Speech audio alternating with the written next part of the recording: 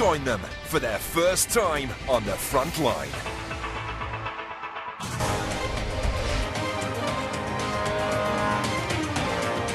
As soon as possible.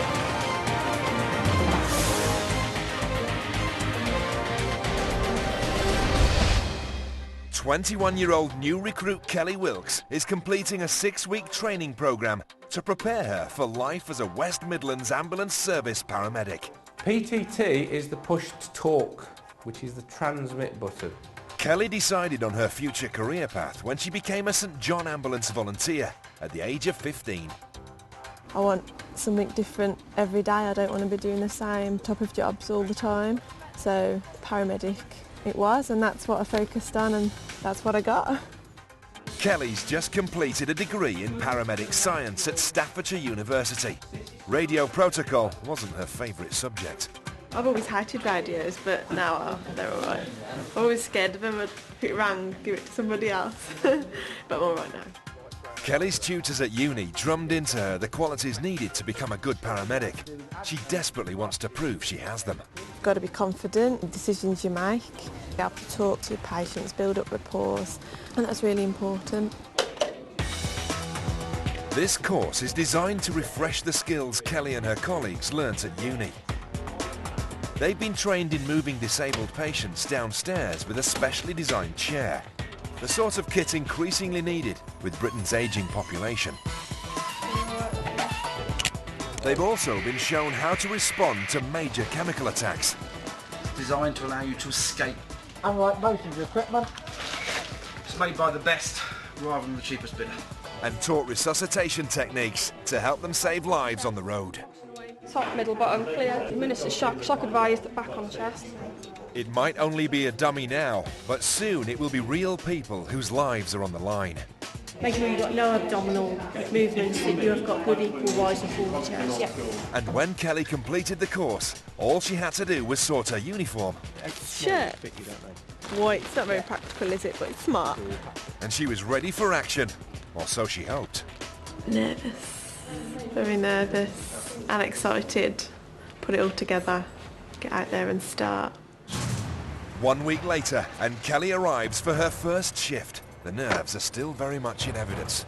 Early start. The sun hasn't even come up yet. I am excited to get started. She may have spent 6 years with St John Ambulance and training to be a paramedic at uni, but Kelly realises she's far from the finished article. Still got so much to learn, but we're on our way. She's been partnered with experienced paramedic Andy Grant. Kelly will have to overcome her natural shyness quick. They're on their way sooner than expected. Right, we've got a job. Yeah. We need to go.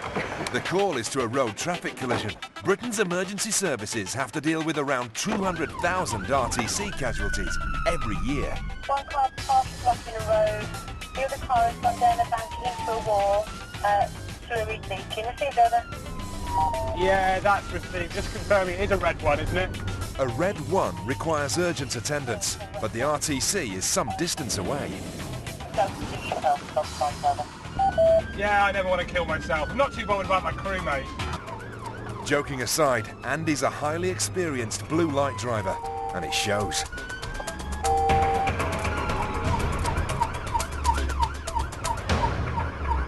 As they arrive at the scene, it looks like Kelly's first 999 call could present quite a challenge.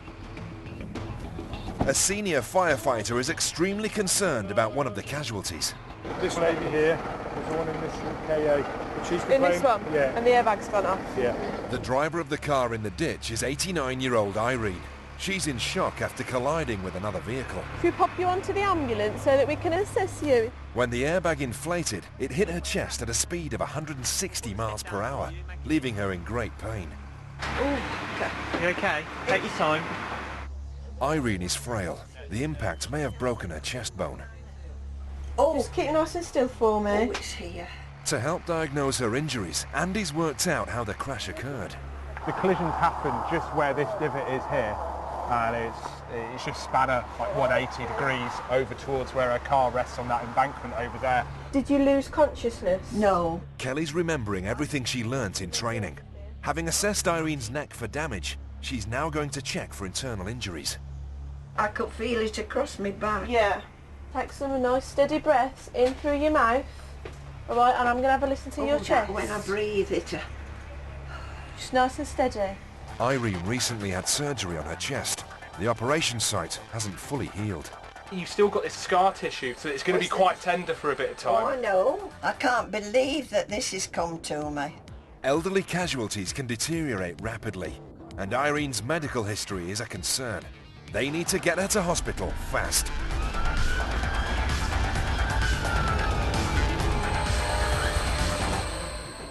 Kelly gave Irene painkillers en route, and they're clearly working. She's much more comfortable. You been in before?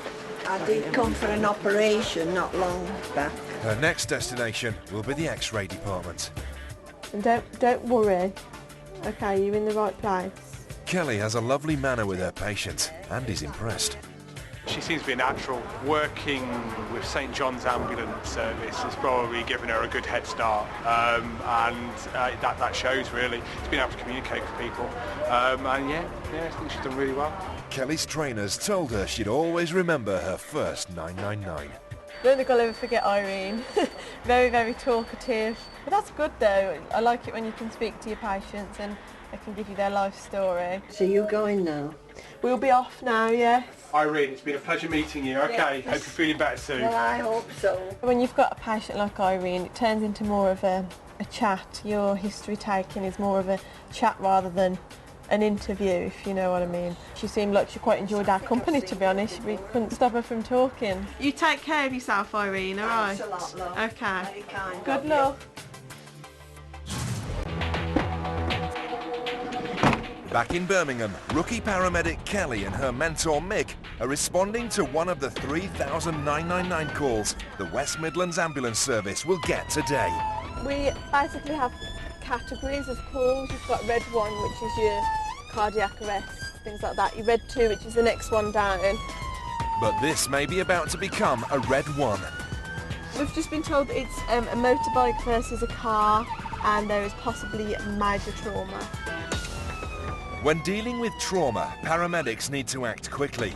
Kelly may be new to the job, but there's no time for hesitation. An off-duty nurse has already gone to the motorcyclist's aid. No loss of consciousness at all. Good. He's coherent, talking Good. fine. He's complaining of pain in his abdo and upper thoracic area. Yep. Hiya. You alright? What's your name, mate? Liam. I'm Kelly. Have you got any pain anywhere at the moment? In your tummy? Liam's wearing a helmet camera and recorded the crash. From his footage, it's apparent that he and the van collided with a great deal of force.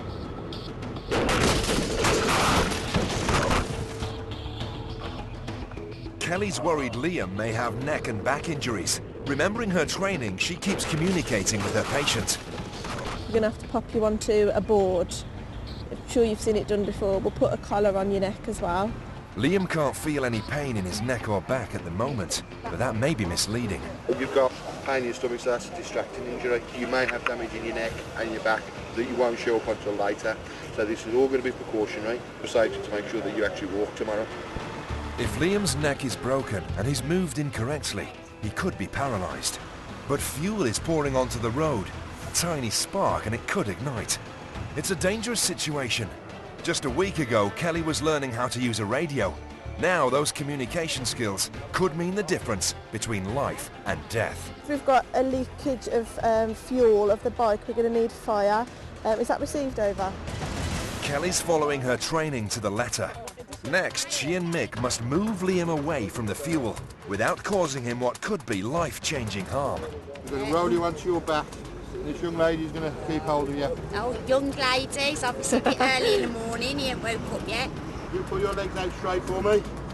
That's excellent. Any pain when you do that, when you move your legs? No. No? Right.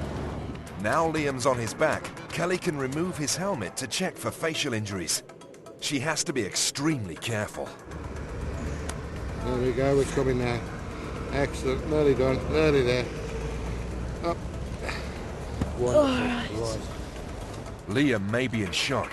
His face is very pale. If you feel sick, let us know. That way we can turn you to vomit so you don't choke yourself, okay? The spinal board is in 2 sections. Once they're slid under Liam, they can be attached. I'm going to run it to my side first. Yeah. And down. The firefighters arrive just in time to help Kelly and Mick get Liam into the ambulance. On your call. En route to hospital, Kelly finds herself calling on more of her new skills. She asks Liam to describe the impact in detail to help anticipate his possible injuries. You were travelling at about 30 miles an hour on your bike. Where did this van come from? It just basically cut straight across the road. And hit you from the side?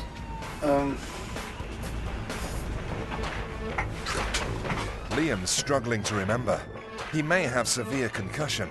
Over 5,000 motorcyclists are killed or seriously injured in Britain every year. Most deaths caused by brain injury. Mick needs to drive fast, but also make the journey as smooth as possible. When they reach A&E, Kelly hands over to the sister in charge. He hit the van and then hit the floor. He's got right upper abdo pain as well. The numbers that I've done are fine. No loss of consciousness, no headache, no nausea or anything. Liam's neck and spine assessment is about to begin. Mick's impressed with how Kelly handled this complex trauma. It was a case of you went straight up, you spoke, you found out the woman holding his head was qualified to do so, and you utilised members of the public. Yeah. Excellent. It's a steep learning curve, but Kelly is rapidly finding her feet in her new career. There's still a long way to go before you can turn around on every job and say, yeah, I was confident at that because we're so new. But yeah, it's on its way. It's good. When Kelly's first patient, 89-year-old Irene, had her X-ray, it confirmed a broken bone in her chest. She was treated in hospital and is now on the road to recovery.